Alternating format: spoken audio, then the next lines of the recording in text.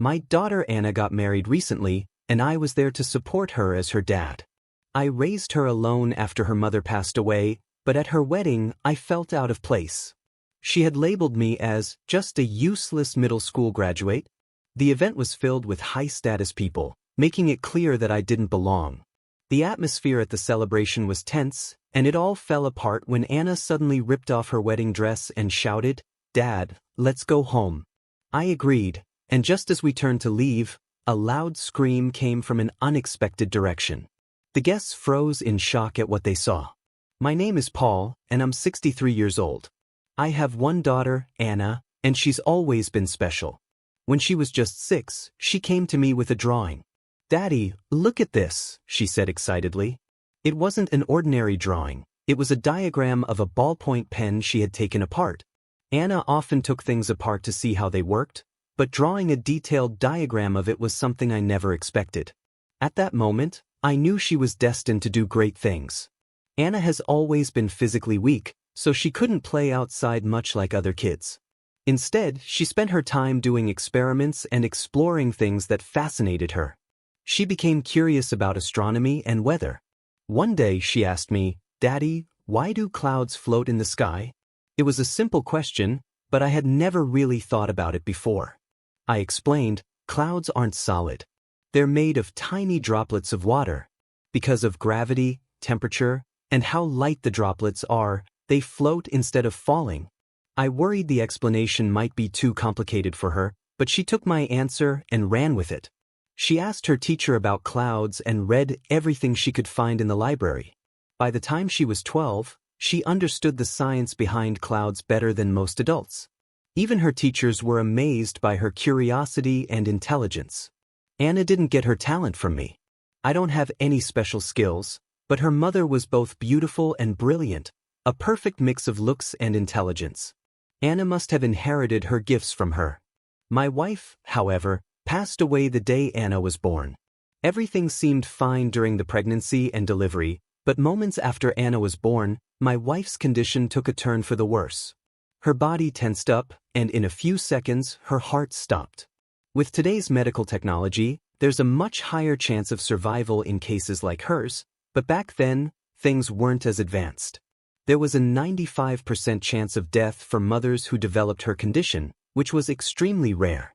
Only a few dozen women in the American experience it each year. My wife gave her life to bring Anna into this world. She didn't even get the chance to see the daughter she had sacrificed everything for. I didn't know what to do. Of course, I loved my daughter Anna. But I never imagined she came into this world by taking her mother's life. Sometimes, when I looked at her peaceful sleeping face, so much like her mother's, it felt almost cruel. What was I supposed to do? The happiness I had dreamed of, the months I spent with my wife, excited for Anna's arrival, shattered like glass in an instant.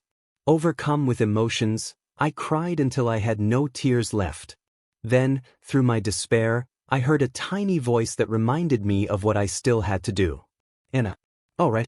You're hungry, aren't you? It's time for your milk," I said. "Don't worry, I'll protect you no matter what." Holding her tiny, warm body in my arms, I made a promise to myself. Even if I had to do it alone, I would raise Anna to be a strong, happy adult. I would give her anything she needed and be there for her, always. As if she understood my thoughts, she wrapped her tiny hand around my finger. Faded. Oh, what were we talking about again? Her voice snapped me back to the present. Standing in front of me, with a smile as bright as the sun, was Anna. She had grown into a beautiful, confident young woman. She looks just like her mother. Anna, now 25, has healthy, sun-kissed skin, long chestnut hair with soft waves, and striking light blue eyes. "Which of these dresses do you think looks better?" she asked, holding up 2 options. "How about the powder blue one on the right? It matches your eyes and looks beautiful." Her eyes sparkled as she smiled softly at my answer. Over the years, noticing how much Anna resembled her mother brought me quiet comfort. Her hair, her eyes, even her expressions reminded me of the love of my life. And now, my little girl was about to get married. Her fiancé, Adam, works at the same company as her. When they came to tell me about their engagement, I liked him right away. I'm still learning, Adam had said, and honestly, Anna doesn't need anyone to take care of her. She's amazing on her own. But I want to be the person who supports her when she's tired, someone she can lean on when she needs a break. Hearing those words surprised me, but they also touched my heart. Most of all, Anna had chosen him, and that was enough for me. I gave them my blessing even though it was her choice, not mine. Since then, I've noticed how much happier she looks around Adam. My serious, hard-working daughter has a lightness in her eyes when she's with him, a bit like how I felt when I was with her mother. Before I knew it, the wedding preparations were in full swing, and my little girl was about to start a new chapter in her life. I muttered to myself, is it really okay that I haven't met his parents yet? Anna and Adam had already introduced both sets of parents to each other, but I hadn't had the chance to meet Adam's parents. I thought we should at least meet before the wedding, but neither Anna nor Adam seemed interested in setting it up. I don't think it's necessary for you to meet them before the wedding, Anna said. I agree. There's no need to trouble you with it, sir, Adam added. Their words felt off, like they were trying to hide something. Still, I figured they must have their reasons, so I decided not to push it. I chose to respect their wishes and stayed out of it. Today, however, was the wedding rehearsal, and I was told Adam and his parents would be arriving soon. Oddly enough, I felt nervous. I kept pacing, sipping coffee, and heading to the bathroom every 45 minutes. When I finally heard the door open, I froze as Adam walked in, followed by 3 people I assumed were his parents. Adam's mother, Lauren, looked me up and down, her gaze moving from my head to my toes like she was sizing me up. I'd heard she was in her 60s, but she looked much younger than that. Trying to ignore the awkward tension, I introduced myself. Nice to meet you. I'm Paul, Anna's father. I extended my hand for a handshake, but neither of them took it. Feeling uneasy, I looked at them closely. Both were staring at me with cold, judging eyes. Oh, I thought Anna's father would be quite handsome since she's such a beauty, Lauren said with a laugh that was more mocking than kind. Standing beside her, Adam's father had a stern, almost hostile expression.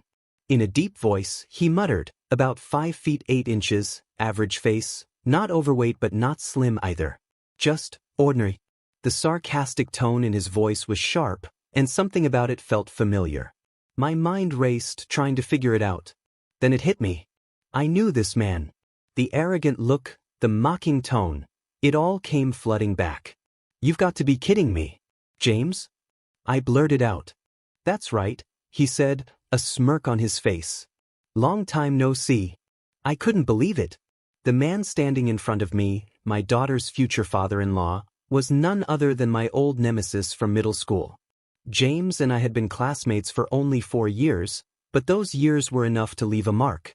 Back then, I was always ranked first in our grade, and James was consistently second, right behind me.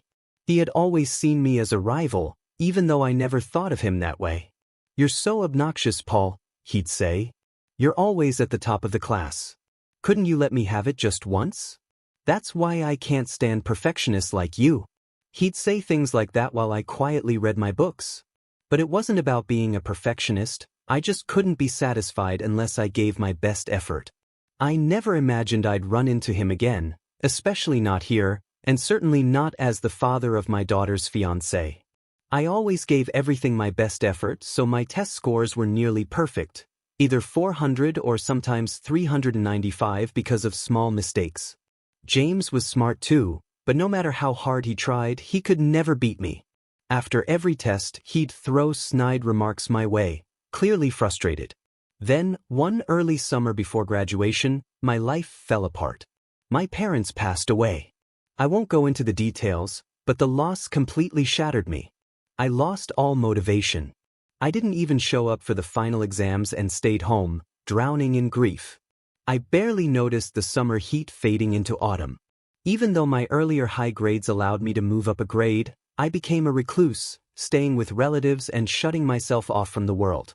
During that dark time, James saw an opportunity to tear me down further. See? You got what was coming to you, he sneered. This is what happens when you hog the spotlight and don't let others have a turn. Now you've fallen and I'm rising. Unlike you, I'm transferring to a prestigious private high school, and I'm going to become a government official. You'll be stuck watching my success from the sidelines for the rest of your life. Those were his parting words before he disappeared from my life. I later heard he moved to a dorm to attend that private school. I didn't go to any reunions or keep in touch with my old classmates. I completely cut ties with my past. Just when I thought I would never recover from losing my parents, a ray of hope appeared in my life: my wife. She was 4 years older than me, and meeting her changed everything. She helped me rethink my life and gave me the strength to move forward. Even though I later had to face losing her too, she left me with the most precious gift: our daughter, Anna. Since then, I've dedicated my entire life to raising Anna and ensuring her future was bright. I worked tirelessly, doing everything I could to give her the life she deserved. Now, just as I thought she'd found the perfect person to marry, I find out her future father-in-law is none other than my old rival, James. It felt like fate was punishing me for my past, for running away when life got hard. I took a deep breath and turned to face James. James, I never imagined I'd run into you again, especially at this stage of life. James smirked, that same arrogant grin I remembered from years ago. Yeah, funny how life works. Who would have thought the daughter of an useless middle school graduate like you would end up marrying my son? Life sure is unpredictable. His words were a clear insult. I didn't care if he looked down on me, I was used to that, but dragging my daughter into it was something I couldn't tolerate. I had spent my entire life protecting and raising Anna, and hearing him belittle her hit a nerve I couldn't ignore. Back in the day, I never fought back, no matter what James said. I hated confrontation and always avoided it. But this time was different. I looked him in the eye and spoke firmly. Let me make one thing clear. This marriage is about Anna and Adam, not about us. Whatever you think of me doesn't matter. My only focus is their happiness. We're only becoming in-laws, nothing more, nothing less. Don't mix it up, I said firmly. My words seemed to hit a nerve. James, with his usual smugness, sat down on the sofa, crossed his legs, and said, I have no intention of becoming in-laws with someone like you. I'll admit Anna is brilliant enough to marry into our family, but once they're married, she'll cut ties with you and become a stranger. We plan to adopt Anna as our own daughter the moment she marries into this family. Before I could even respond, Adam stepped in. Dad, hold on. This is the first I'm hearing about this. Mom, did you know about this? Lauren, in a mocking, playful tone, replied, Oh, who knows? I'm just a woman who married into this family. Whatever your father says goes, right? If he says it'll happen, then it will. Then she turned to Adam and added, Has talking to a useless middle school graduate lowered your IQ or something? Her words weren't just insulting, they were cruel. It wasn't what she said about me that upset me, it was the way she spoke to her own son. I could see Adam's face tighten, his fists trembling slightly. Now I understood why Adam and Anna had been so hesitant to arrange this meeting. It must have been a shock for Adam to realize his father and I had a history. As I thought about James's petty remarks and Lauren's heartless attitude, I couldn't help but wonder what kind of parents they were. Before I could figure out how to respond, Anna stepped in to diffuse the tension. Let's not have this kind of atmosphere during the dress fittings and rehearsal, okay? We also have a tasting for the meals today, so please enjoy yourselves. She spoke calmly but firmly, changing the subject without addressing the conflict. Lauren stood up, nodding as if nothing had happened. That's right. We didn't come here to waste time. We're here to make sure the food we serve to our guests is up to standard. As she turned to leave, I noticed something odd. She dragged her right foot slightly as she walked. Your right foot, I started to ask, but Lauren cut me off sharply. Your concern is unnecessary. What could a middle school graduate like you possibly know? She snapped before walking out with James. The door closed, and silence filled the room. It was just me, Anna, and Adam now. Adam took a deep breath and then bowed his head deeply. I'm so sorry for my parents' rude behavior, he said. They've always had this superiority complex, and even I can't control them. If only my brother were here. It was then that I learned about Adam's older brother. He had passed away while abroad. My brother was an incredible pharmacist, Adam explained quietly. He was gifted from a young age, and my parents always held him in the highest regard. After he passed, it's like they've been trying to control me even more, as if I have to fill his shoes. Hearing this, I felt a mixture of sadness and respect for Adam. Despite the pressure from his parents, he was standing strong for Anna and trying to make their future work. It gave me hope that maybe, together, they could rise above all this. Adam's older brother had always been passionate about pharmacology, and everyone believed he was destined to become a top professional in the field. But when he turned 26, he made a sudden announcement. He was going overseas. My parents tried to stop him, Adam explained. If it had been for a vacation or to train at a world-famous hospital, things might have been different. But the path my brother chose was much harder. He paused, then continued, "Have you heard of those medical organizations that work in dangerous areas?" Hearing that, my heart sank. I swallowed hard and answered, "Yes, I've heard of them." "So, your brother?" Adam nodded silently. That's why my parents didn't want him to go. He didn't need to say anything more. I could already imagine the weight of what he must have gone through, as well as what might have happened to his brother. The room fell into a heavy silence, the kind where no one knows what to say next. Anna, however, broke through the gloom. "Hey, why are we getting so down? I've heard Adam talk about his brother before, and I know the story. But I'm sure he wouldn't want us to be sitting here all sad, right?" Her words seemed to lift Adam's spirits, even if only a little. "Yeah, you're right," he said. "Let's just focus on the wedding for now." Adam then turned to me and said, "Paul, I really am sorry for how my parents acted earlier." I placed a hand on his shoulder and said gently, "The only thing that matters is that you and Anna are happy. The rest doesn't mean anything." After that, I decided not to bring up what had happened again. Neither James nor Lauren said anything either. Maybe it was because the venue staff were nearby, or perhaps they were pretending to behave. Either way, they spent the rest of the time smiling and avoiding any more trouble. I didn't realize it then, but this was just the calm before the storm. As the day went on, I sampled the meal options and eventually headed home. Time flew by, and before I knew it, the wedding day had arrived. I couldn't believe the moment was finally here. My little Anna, who used to walk behind me saying, "Daddy," had grown up so much. Seeing her in her pure white wedding dress was a sight I would never forget. I didn't think it was appropriate to carry around a large portrait of my late wife, so instead, I brought a small photograph from one of our trips together. It was my way of sharing this special day with her, even if only in spirit. The ceremony was breathtaking, emotional, and almost magical. It's a memory I'll cherish forever. Afterward, we moved to the reception hall. That's when something unexpected happened. "What is this seating chart?" I muttered, staring at the paper in disbelief. Sure enough, I was labeled as useless middle school graduate dad. I could hear murmurs spreading across the room as guests noticed the insult on the seating chart. The staff hurriedly rushed to collect the charts, their faces pale as they bowed repeatedly, apologizing over and over. Anna and Adam were backstage, changing into their second outfits, so they hadn't seen any of this yet. From the panic on the staff's faces and the nature of the insult, I had no doubt about who was behind it. "Well, how about that? My little surprise for you," said a cold, mocking voice behind me. I turned to see James standing there with a smug grin on his face. Beside him, Lauren hid her expression behind a folding fan, but her posture and the slight shake of her shoulders told me she was laughing at me. My body trembled slightly, but not with anger for myself. It was for Anna.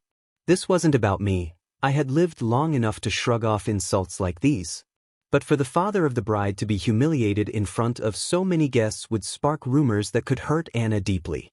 I had tried to avoid making a scene all day, but this childish stunt had pushed me to my limit. Calmly, I said, "At 63 years old, you still find time to pull something this immature? How pathetic." James's grin widened. "I'm a man who graduated from a prestigious university, climbed the ranks to become a government official, and raised a son who works for a top company. And you? You gave up on school, locked yourself away, didn't even take the high school entrance exams, and stayed nothing more than a middle school graduate. This is a celebration for the elite. You should leave immediately." His voice was loud and filled with venom, echoing across the room.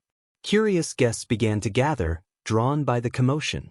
I was about to respond, concerned about how this public embarrassment might affect Anna, but before I could, a calm, firm voice rang out.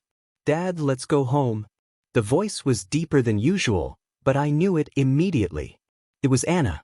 I turned to see her standing there, no longer in her wedding gown but back in her casual clothes.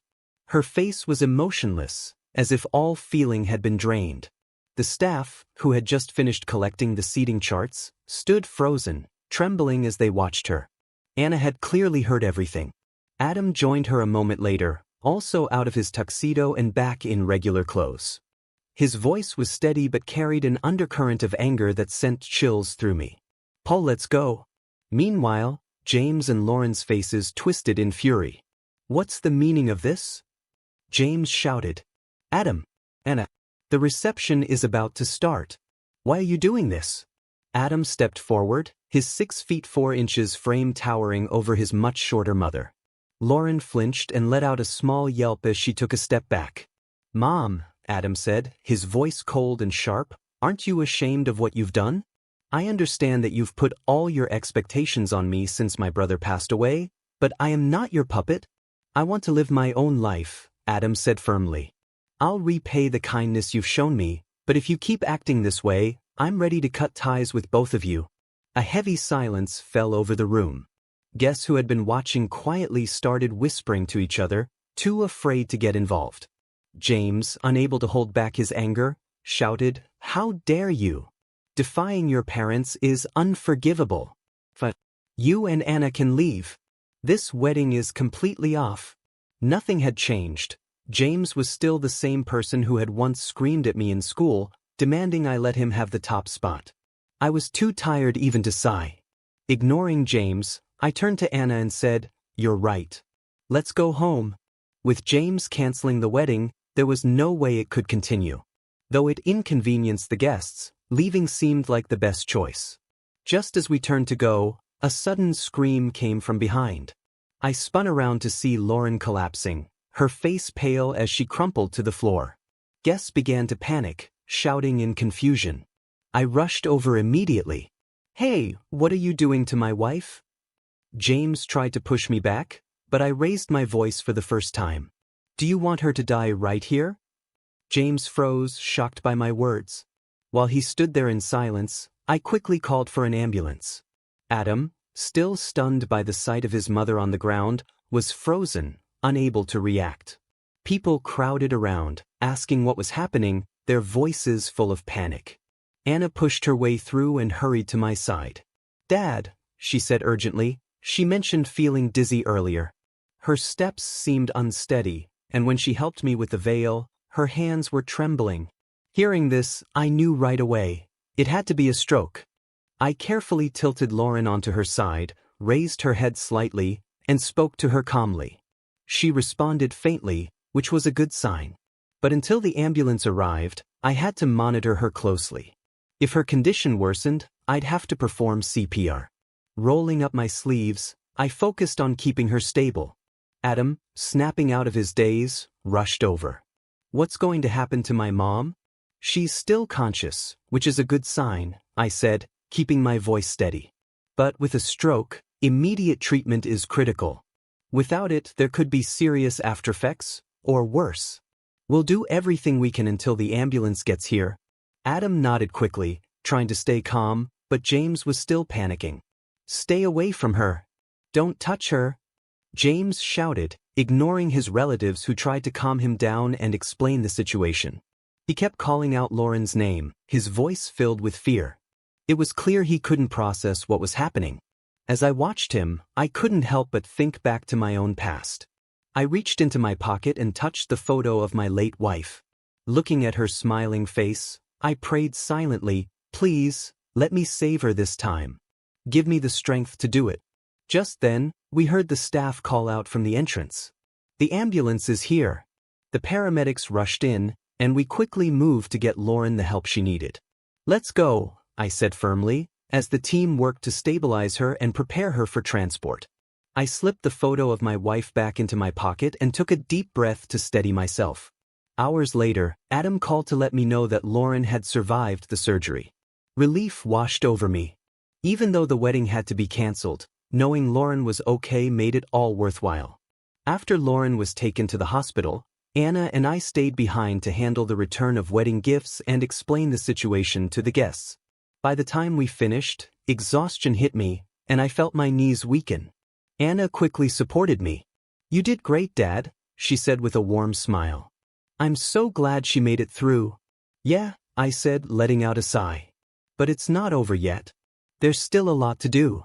Anna nodded slowly, and we started walking down the moonlit street toward the hospital where Lauren had been admitted. Visiting hours ended at 9 p.m., so we only had about 45 minutes to see her.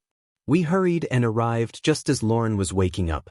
She lay there, staring blankly at the ceiling while James sat at her bedside, clutching her hand and sobbing uncontrollably.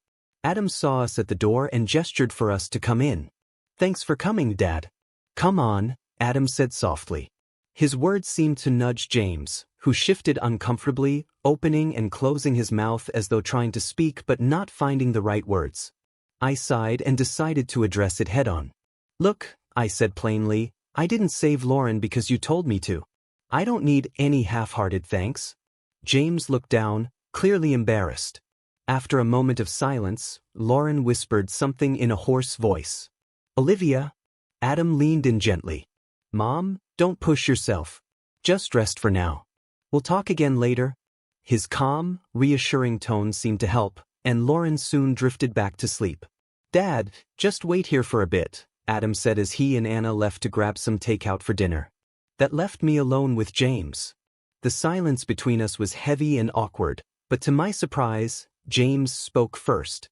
"When Lauren collapsed, I was completely useless," he admitted quietly. "You and Anna stayed so calm. Have you worked in medicine before?" I realized James still believed I had only a middle school education. He was probably shocked by how I had handled the situation. It was time to explain. "No," I began, "I'm not just a middle school graduate. I was delayed for a few years, but I passed my GED, went on to college, and eventually became a doctor." James blinked, stunned. "A doctor?" he asked, almost disbelieving. I nodded, recalling how James once mentioned wanting to be a doctor too.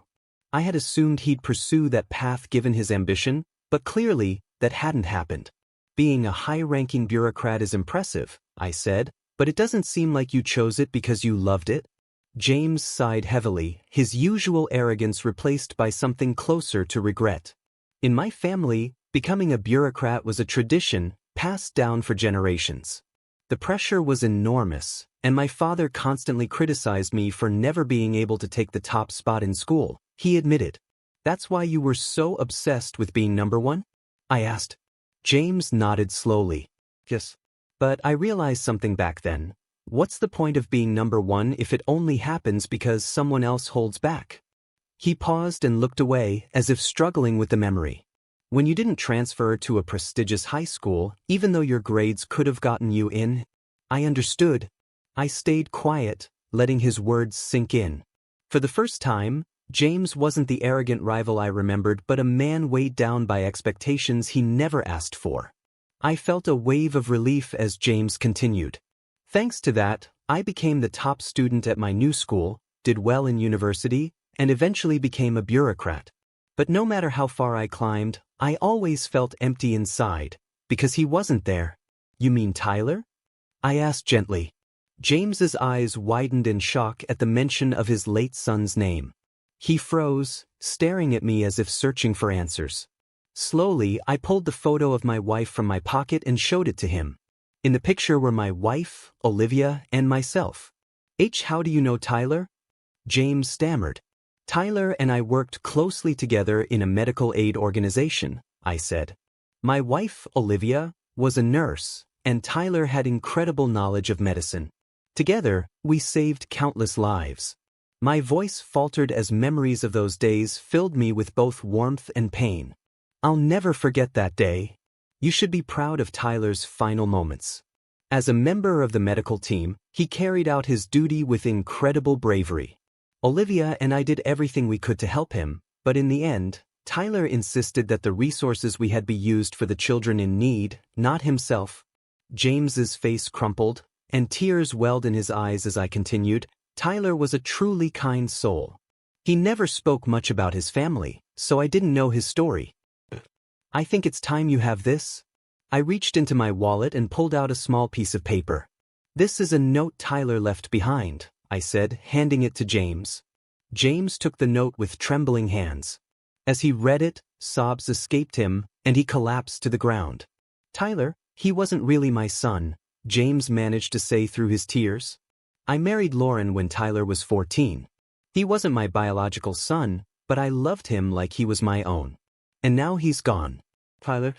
James fell to his knees, tears streaming down his face, forming a puddle on the asphalt under the clear night sky. At that moment, Anna and Adam returned, rushing over, alarmed by the sight of James sobbing uncontrollably. But James was too consumed by his grief to explain. A few days later, after Lauren regained enough strength to speak, I visited her in the hospital. Though she was still bedridden, the quick treatment meant she wouldn't suffer any lasting damage. With proper rehabilitation, she would eventually return to her normal life. When Lauren saw me enter the room, her gaze fell on the photo in my hand. That photo, it's of Olivia, isn't it? She asked softly. I nodded. You know my wife? Lauren closed her eyes for a moment, her expression thoughtful.